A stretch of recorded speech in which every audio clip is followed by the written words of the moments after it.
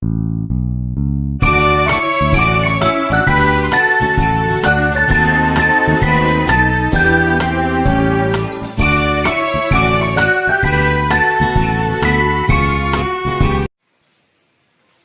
morning, student.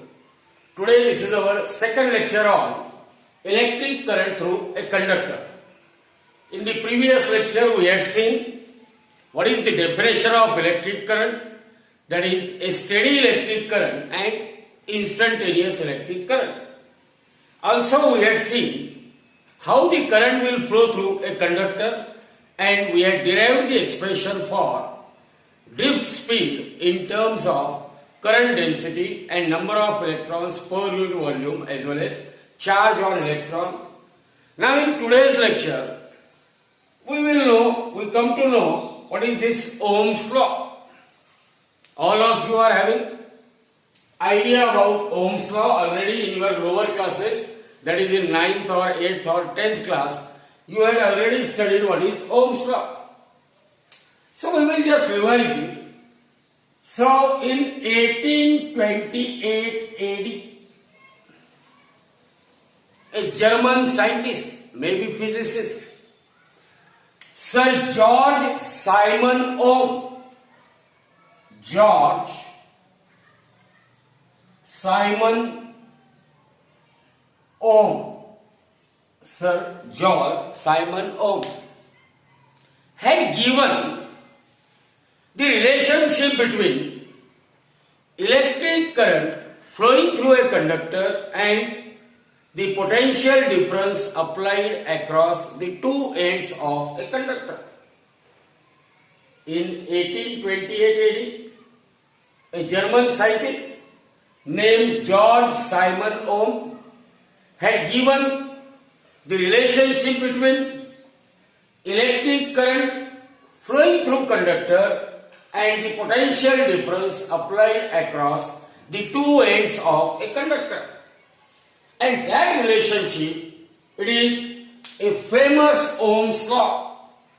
It is what? A famous Ohm's law. Now what this Ohm's law will state? The electric current through conductor, the current or electric current, the current flowing through conductor, the electric current flowing through conductor or the current through conductor is directly proportional to, the current flowing through conductor is directly proportional to, it is directly proportional to what? Directly proportional to potential difference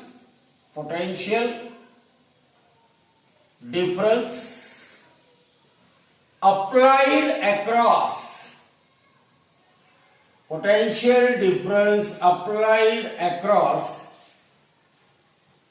the two ends of conductor, two ends of conductor, provided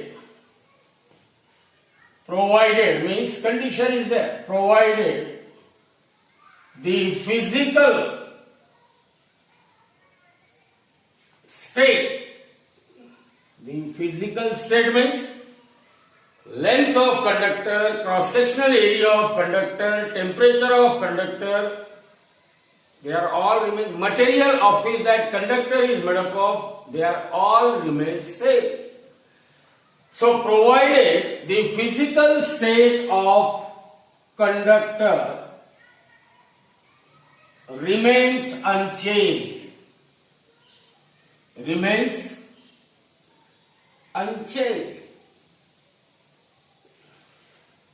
See what we had written, that the current I flowing through conductor, the current I flowing through conductor is directly proportional to is directly proportional to potential difference V. Potential difference V applied across the two ends of conductor, provided the physical state of conductor remains unchanged. What is Ohm's law? If I say that this is a conductor across which we apply a potential difference V with the help of a cell of EMF E. Inside the conductor, electrons are moving in a direction opposite to that of direction of flow of current. So whenever we connect positive terminal of this battery to this end, means current will flow from positive terminal and it will come to end of negative terminal. So this is the direction of flow of current. Means through a given conductor across which we had applied the potential difference V. Conductor means it is a wire. Conductor means it is a wire. So given wire is connected across a cell of EMF E. So that cell will produces a terminal potential difference V across the ends of a conductor. V is the potential difference applied across the ends of given conductor. Then it is observed that as we change the value of potential difference applied across conductor, then the corresponding current flowing through the conductor will also change. But condition is that there is no change in the physical state of conductor. Physical state means there is no change in the length or in the cross-sectional area or in the temperature or in the material of which this conductor is made up of. If the physical state of conductors, they are unchanged, there is no change in the physical state of conductor, then Ohm's law states that the electric current flowing through a conductor, is directly proportional to electric current flowing through a conductor is directly proportional to what?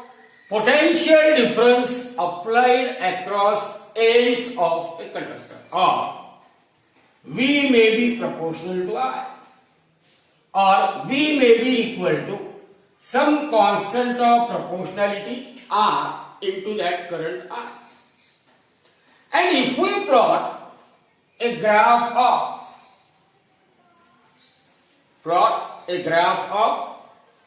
current I against potential difference V, then for an ideal conductor and for a good conductor. For ideal conductor, we are hoping that graph must be what? Like this. And for good conductor, this is a graph of a good conductor. It may be what? A copper wire or aluminum wire, and this is an ideal conductor. Ideal conductor. The graph of current versus potential difference, it is a straight line passing through origin. It means what? As we go on increasing the current, or as we go on increasing the potential difference, then current flowing through conductor will also goes on increasing. Because remember here, out of potential difference and current, which quantity is independent? Potential difference is independent. Means you can change the value of V independently, and as per changes in the value of potential difference, we found corresponding changes in current. So out of potential difference and that of current, potential difference is independent quantity while current is a dependent quantity. And a graph of potential difference applied across the ends of conductor and the current flowing through conductor, it is a straight line passing through origin. It means that current and potential difference, they are what? Directly proportional to each other. Either V is proportional to I or I is proportional to what? V. So as I is proportional to V or V is proportional to I, means V is equal to R into I. Here R is constant of proportionality. Constant of what? R is constant of proportionality, or it is also called as resistance of a conductor. What is resistance? Resistance of a conductor. Resistance means what? It is the net opposition offered by a conductor to the flow of electric current through it. What is the resistance? The opposition offered by opposition offered by a conductor. For what? For the flow of electric current through it. It is called a resistance of a conductor. And as V equal to R into I, therefore what? R is equal to V divided by I. R is equal to what? V divided by I. Or you may write it as delta V divided by delta I. Now look at this graph. A graph of potential difference against current is a straight line. And if I just find out the slope of a graph, then this change in Y segment delta V upon change in X segment, it is a delta I. That is slope. So slope is equal to length of Y segment upon length of X segment. Length of Y segment is delta V. Length of X segment is delta I. It means this is a slope. So the slope of a graph plotted between potential difference and current will give you a direct value of resistance R, which is the net opposition offered by a conductor to the flow of electric current through it. So R is equal to V divided by I. Now as far as resistance is concerned, what is the SI unit used for measurement of resistance? Resistance is measured in the unit named ohm. As an honor or a respect to Sir George Simon Ohm, the name given to SI unit of resistance is ohm, and this ohm is represented by such type of symbol. So the SI unit of resistance is ohm, and as R equal to V divided by I, therefore we can write 1 ohm equal to 1 volt divided by 1 ampere, because potential difference is measured in SI unit volt. Electric current is measured in SI unit ampere. And suppose we are having a conductor. Across the two ends of conductor, suppose we apply a potential difference of 1 volt.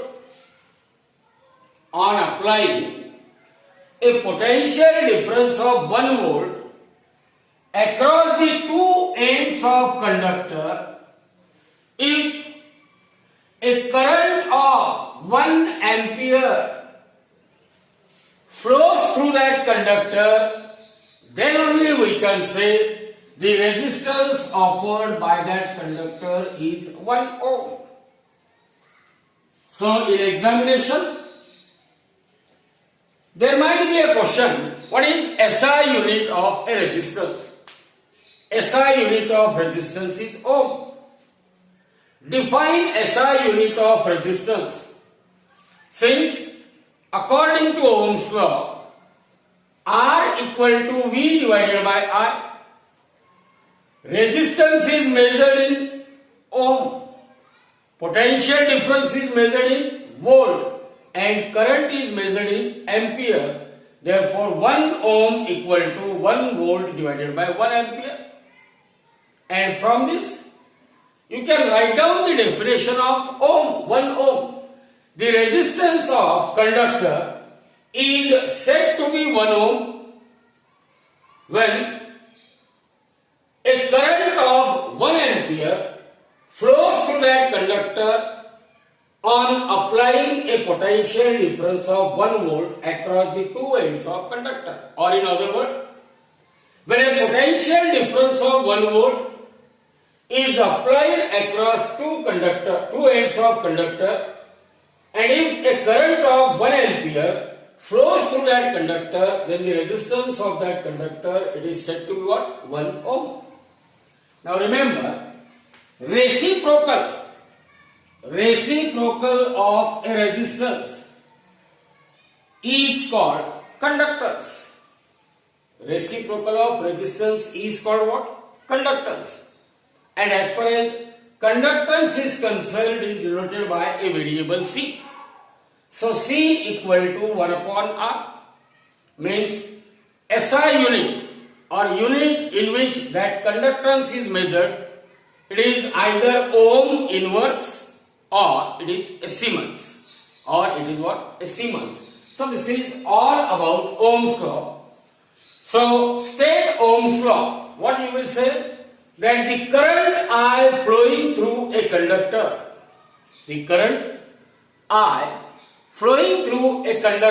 is directly proportional to potential difference applied across the two ends of conductor. Current flowing through a conductor, current I flowing through a conductor is directly proportional to potential difference V applied across the two ends of conductor, provided the physical state of conductor remains unchanged. Physical state means, in bracket you may write the cross-sectional area of conductor, length of conductor, temperature of conductor, material of which that conductor is made up of, and different physical aspect. If they remain unchanged, then only according to Ohms, I is proportional to V, or V is proportional to I, or V equal to some constant of proportionality R into I. That constant of proportionality R, it is also known as a resistance of a conductor. And how the resistance is defined? Resistance of a conductor is a ratio of potential difference to that of current flowing through that object. Ratio of potential difference across a given conductor to that of electric current flowing through a conductor is called a resistance of conductor.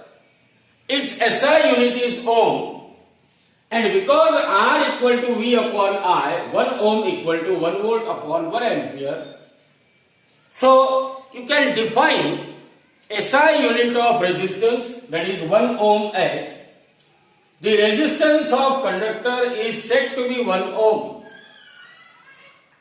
when a potential difference of 1 volt applied across the two ends of conductor produces a current of 1 ampere to flow through that given conductor, then only the resistance of conductor is said to be what? 1 ohm. And the opposite or the reciprocal of resistance is called a conductance, and its SI unit is Siemens. Its SI unit is what? Siemens. Now, as far as what is the physical origin of Ohm's law? Suppose we are having a conductor. What conductor consists of? Conductor consists of large number of free electrons in it. In a conductor, the flow of electric current is mainly due to the motion of free electrons, which are also called as conduction electron. So in a conductor, the flow of electric current is mainly due to what? The flow of electric current is mainly due to motion of the mobile charge carriers, which are electron, are also known as a conduction electron. Remember one thing, so long as there is no electric field applied across, there is no electric field applied across the ends of conductor. What happens to the free electrons inside the conductor? The free electrons inside the conductor, they are moving randomly. In absence of any electric field applied across the two ends of conductor, the free electrons or conduction electrons inside the conductor, they are moving randomly. They are moving what? Randomly.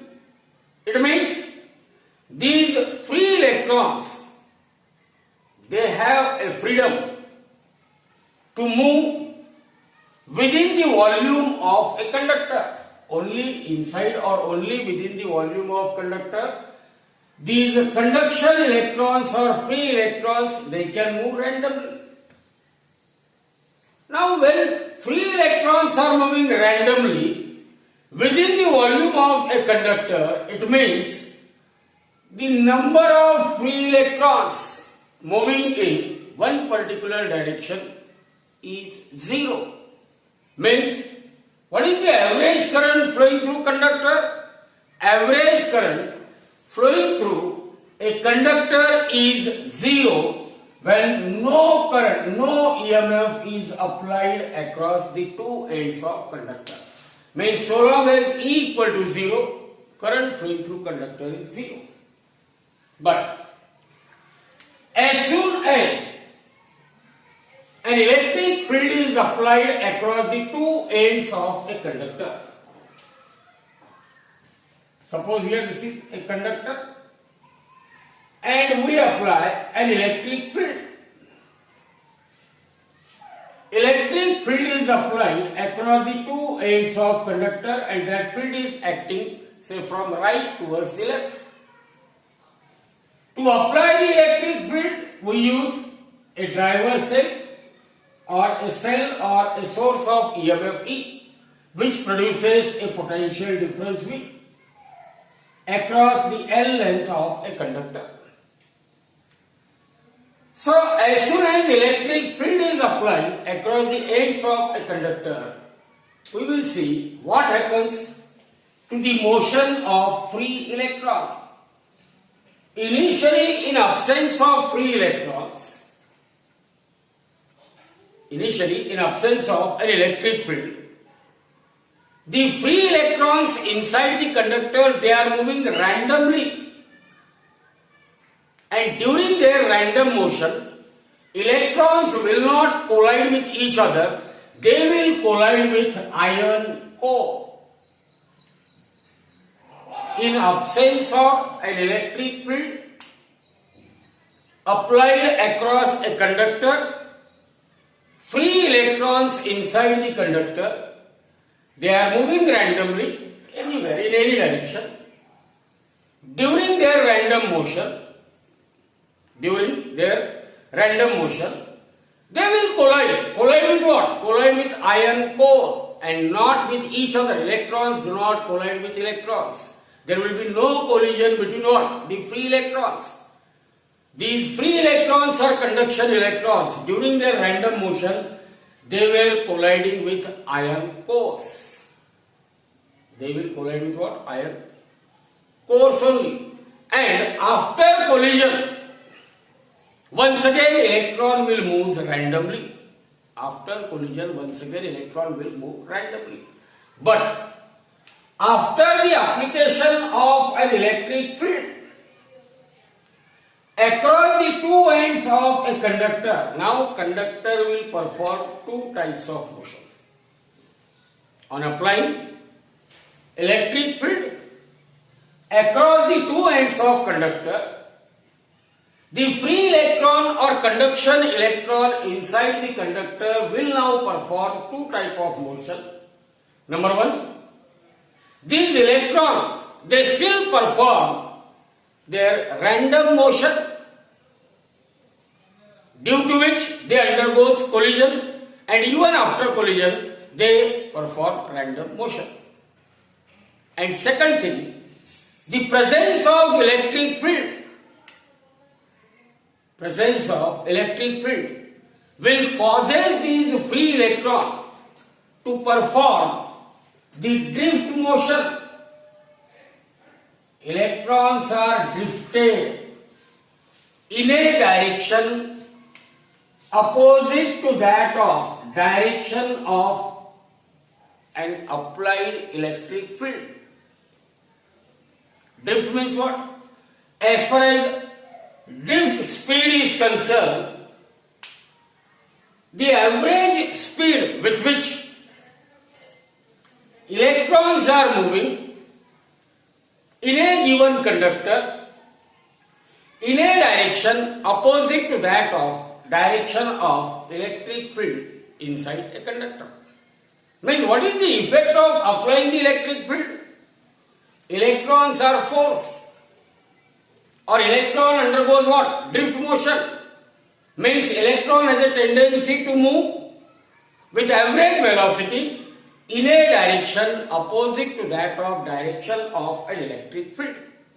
So, on applying the electric field across the two ends of conductor, electron is performing two type of motion.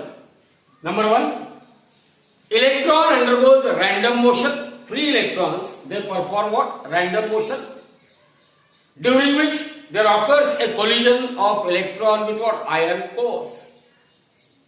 And after collision, once again these electrons, they will move randomly. But due to the application of electric field, electrons are drifted. Electrons are drifted. Ichha nastanahi. Even though they are not willing, electrons, they are forced to move with an average velocity called as drift velocity in a direction opposite to that of direction of an electric field. Opposite to that of what? Direction of an electric field. Now, if I just consider that E is a charge on electron, magnitude of charge on electron, let capital E, it represent the intensity of electric field applied across the two ends of conductor. Then the force acting on electron. By definition, electric intensity is nothing but force per unit charge. What is the definition of electric intensity?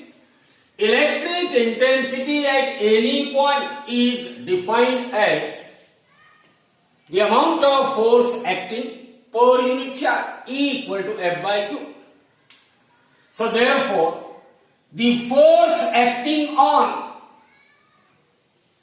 free electron inside a conductor is equal to charge on conductor multiplied by the electric intensity applied across the two ends of conductor. Whereas, if M is the mass of an electron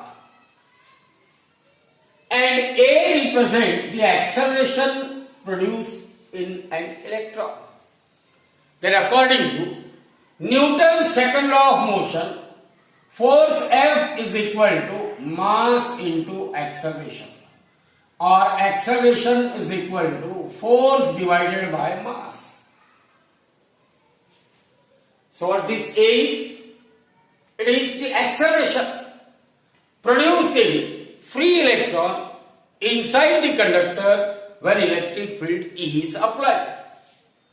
But we know the force acting on electron is given by equation number 1. Therefore, using equation 1, by using equation 1, equation 2 becomes, what happens to this equation 2? The acceleration of electron is equal to E into E divided by M. E into E divided by what? M. This is the acceleration of an electron. You just remember one thing, that as far as these free electrons are concerned, all the free electrons inside the conductor, all of them, they are supposed to move with a common or with the same average speed called as drift speed. Means all the electrons inside the conductor, they must move with the same speed known as the drift speed. The average speed with which all the free electrons inside the conductor they are moving, it is known as the average drift speed at any instant of time. If I say capital T, it is the time interval between the two successive collisions, because velocity before collision and velocity after collision, there is no relationship. There is no relationship between drift velocity of an electron before and after collision. There is no relationship between drift velocity of an electron before and after collision. So if I say Vd is the average drift speed with which electrons are moving in a conductor, T is the time interval between two successive collisions, and A represents the acceleration of an electron. A represents what? An acceleration of an electron. Then the drift velocity or the drift speed of an electron, average, this is what? Average drift speed of an electron at any instant of time, it must be equal to acceleration into that time interval between two successive collisions. According to what? Kinematical equation, V equal to U plus AT, U is 0, so V equal to AT or A equal to V by T. So remember that drift speed is constant throughout the motion of electron in a given conductor. So Vd equal to A into T, where what this Vd is?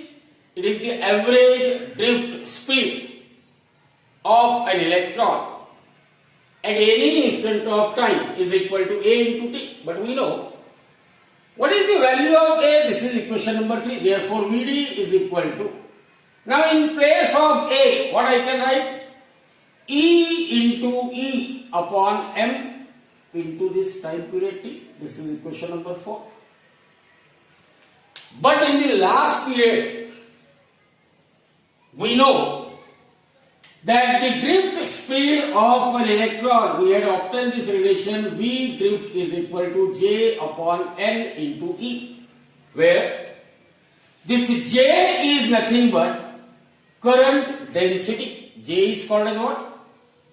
Current density. And how this current density is defined? Current density J is nothing but I divided by A. That is the net current flowing through a conductor upon its cross-sectional area. So drift speed is equal to J, that is current density, that is current per unit area. Here N represents number of electrons per unit volume in a given conductor, and E is magnitude of charge on an electron. So we are having the two relationships for the drift speed, that drift speed Vd equal to E into E upon E into E into T upon M, and drift speed Vd equal to J upon N. So as the LHS of equation 4 and 5 are same, hence we can equate the right hand side. So E into T upon M is equal to J upon N into E. or from this E is equal to electric intensity. E is equal to, see here, this M will go in numerator, so it is M, this J will be as it is, and in denominator it is N E. One more E will come in denominator, so it is Ne square into this capital T. So M upon Ne square into T into J. What E is equal to? E is equal to M upon N into E square into that time interval between two successive collisions into this J. Remember, this term M upon N E square into T is equal to rho, where rho is called resistivity of a material. Rho is called resistivity of material. Therefore, E is equal to, this entire bracket is replaced by rho into J. And remember, rho is independent because for given conductor, for given material, M, N, E and T, they are all constant. Means for given material, rho, that is resistivity, is constant. So rho is independent. It means this E is directly proportional to current density. So there might be a question that obtain the relationship between electric intensity, resistivity of material of given conductor and the current density. That relationship is E equal to rho into J, or E equal to M upon Ne square T into J. So while solving the examples on the flow of current through a conductor, these small formulas, they are very much useful. So you always remember these small but basic and very important formula in physics related with current electricity. So this is all about the physical origin of Ohm's law. So as far as this derivation is concerned, there might be a question for 3 or 4 marks that obtain the relationship between electric intensity and a current density. Electric intensity and a current density. Now we know what is Ohm's law. What is Ohm's law? The mathematical equation for Ohm's law is I equal to V divided by R. So this implies that I must be directly proportional to V, or V must be directly proportional to I. Now there are certain limitations of Ohm's law. It means what? There are certain material, or there are certain substances, or there are certain devices. Certain material means there are some conductors. Conductors means aluminium, copper, silver, etc.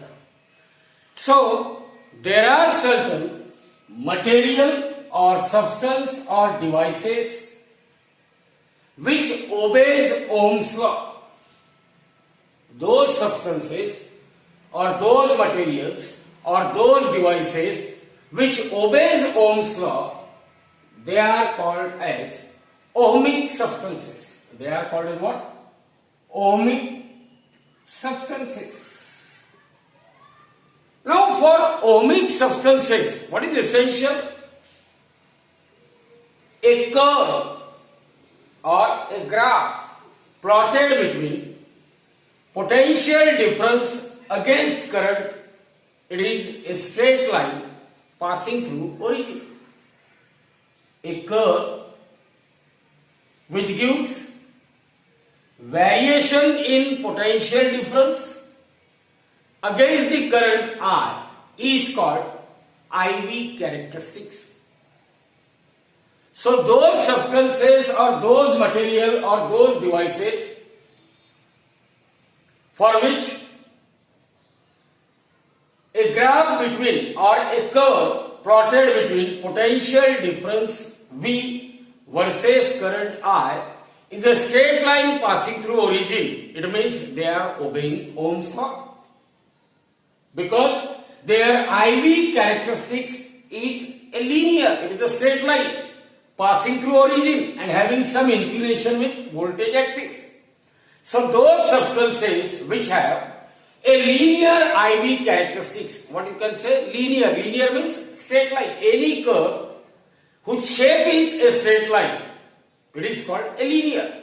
So those substances or material or devices whose IV characteristics means how the current flowing through that substance or device will vary in accordance with variation in potential difference, that graphical representation is known as a IV characteristics.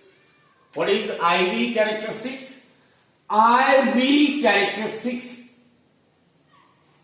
IV characteristics of a material or a substance or a device is a graphical representation of variation in current flowing through it with variation in potential difference applied across it is known as IV characteristics of that device. And if a device is having its IV characteristics as a straight line passing through origin, having some inclination with voltage axis, what we can say, IV characteristics is linear.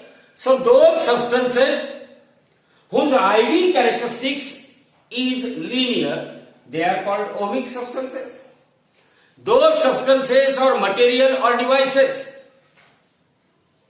whose curve between potential difference and current is a straight line passing through origin, that is IV relation is what? A linear. They are called ohmic resistance. For ohmic resistance, because this IV characteristics is a straight line, just like here, I have shown the variation in voltage with variation in voltage and variation in current. It is a straight line passing through origin. It is a characteristics curve for a conductor, maybe copper or aluminium. Now, because it is a straight line, it has a slope. What is the slope of a straight line? Slope of a straight line, we know y2 minus y1 upon x2 minus x1. That is delta y by delta x. Here on y-axis current is taken, on x-axis voltage is taken. Therefore, the slope here is found to be delta I upon delta V. I equal to V by R. So R is equal to V by R. So R is equal to 1 upon slope equal to 1 upon delta R, and here is delta V. So whenever a substance is having a linear IV characteristics, it means the resistance offered by that substance or that material or that device, it is constant. Resistance of that device is constant.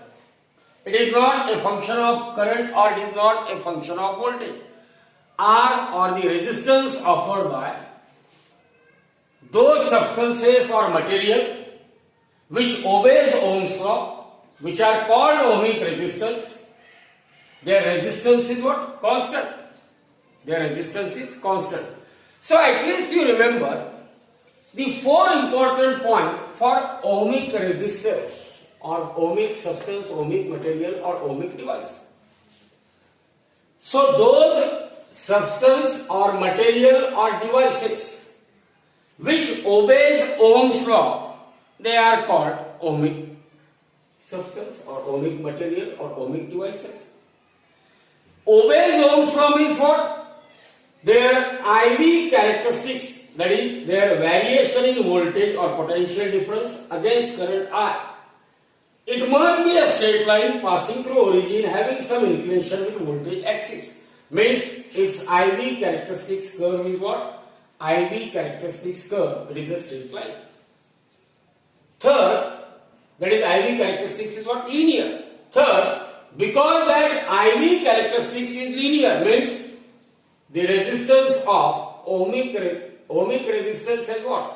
Ohmic substance or ohmic material will have what? A constant resistance. An example, conductors. Most of the conductors, they are ohmic resistance because we are having such type of IV characteristics curve for conductor. Now regarding non-ohmic. Examples are electrolytes, vacuum diode, p-n junction diode or thermistor. Electrolyte, vacuum diode, junction diode or thermistor. These substances, material or electronic devices, they do not obey Ohm's law. That's why they are called non-ohmic substance or non-ohmic material or non-ohmic devices. Which devices? Electrolyte, vacuum diode, junction diode or thermistor. They do not obey Ohm's law. That's why they are called non-ohmic resistor, non-ohmic substance or non-ohmic material or non-ohmic devices. Means their IV characteristics. See here, if I plot a graph of variation in potential difference applied across thermistor with the corresponding variation in current, I will get this type of curve. A graph between potential difference against the corresponding current is not a linear curve. It is non-linear curve for a thermistor. Means the IV characteristics for thermistor is non-linear. Non-linear means it is not a straight line like this. If IV characteristics is a straight line means linear. Always we use a word linear in mathematics to represent the straight line motion. So if curve is straight line curve, we call it as a linear IV characteristics curve. Here the IV characteristics curve for NTC, negative temperature coefficient, and PTC, positive temperature coefficient. That IV characteristics for thermistor is not straight line, it is not linear, it is not non-linear. It is non-linear. So as IV characteristics for thermistor is non-linear, so thermistor is non-ohmic device because it do not obey Ohm's law. Because according to Ohm's law, that resistance R, it must be constant and it must be independent of potential difference applied across conductor and current flowing through conductor. R itself is constant and it must be independent of V and I. But in case of thermistor, IV characteristics is non-linear. Similarly, for junction diode, if I plot a forward characteristics curve, this is for PN junction diode. On changing the potential difference across the junction diode, which has a schematic symbol of this type, this is positive, this is negative, and you can change the potential difference and measure the corresponding current I. And you just plot a graph, so that graph will be of this type. This curve is called as a forward characteristics curve, or it is IV curve. So the IV curve for a PN junction diode is also non-linear. It is not a straight line. So junction diode is also non-ohmic resistance. So those substances or material or devices which do not obey Ohm's law, number one, which do not obey Ohm's law, number two, whose IV characteristics curves are non-linear, number three, whose resistance is not constant because that IV curve is not linear, so that's why resistance is not constant, but resistance is a function of potential or current, means the value of resistance offered by either electrolyte or vacuum diode or junction diode or thermistor. Their resistance is varying in accordance with variation in potential difference applied across it or current flowing through it. Means R becomes the function of either V or I. Means R is not constant. It is continuously changing. If you calculate R, here it is somewhat less, here more, here less, like that. Means R is continuously changing.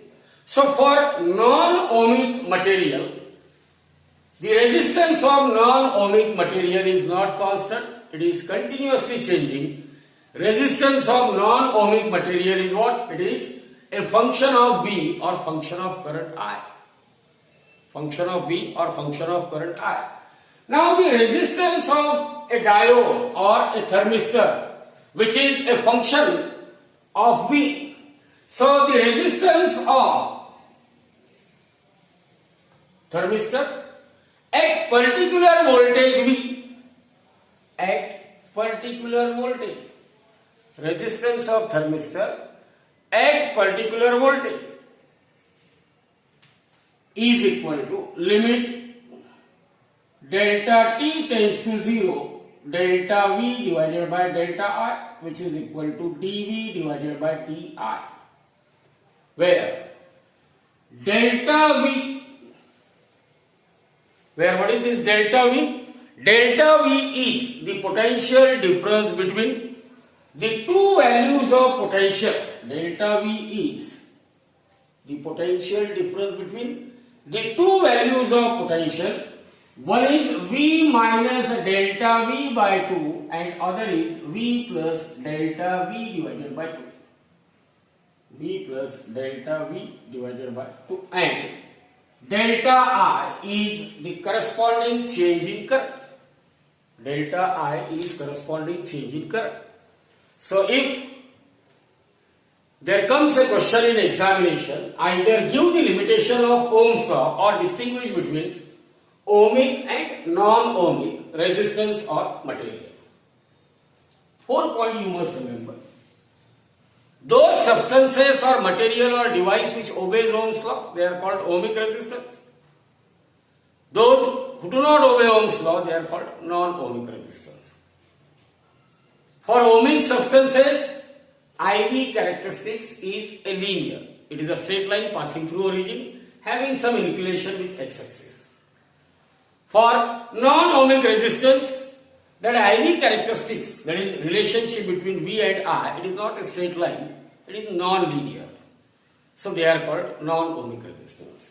For ohmic resistance, resistance is constant, it is independent of V and I.